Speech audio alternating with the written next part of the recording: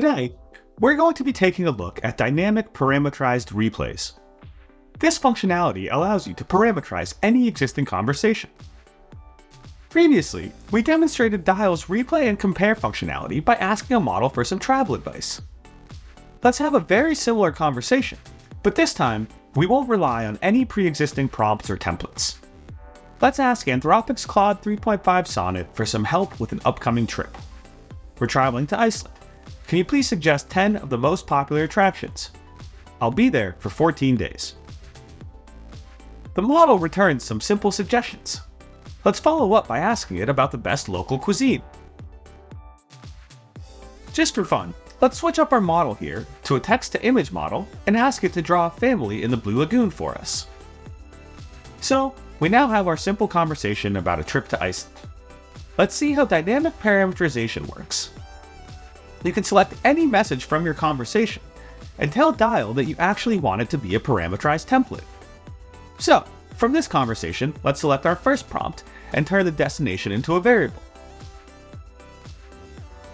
We use our curly bracket notation here to indicate that Iceland can be a stand-in for a country of choice. We can also use a pipe delimiter to specify defaults for our variables if we want to. Let's also parameterize the number of attractions and the number of days by making them variables as well. We can also select the preview option to see exactly what the template is going to look like when we use our replay.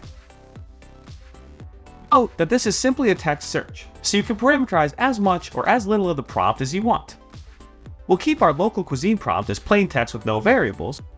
In our image generation one, let's make the family at the Blue Lagoon a variable entirely. Now that we have our conversation parameterized, we can use the replay functionality to regenerate responses with our templates. I want to use the same models here, so I'll select replay as is. Note that as is here refers to just the models, applications, and temperature settings from within the conversation, and not the prompts themselves.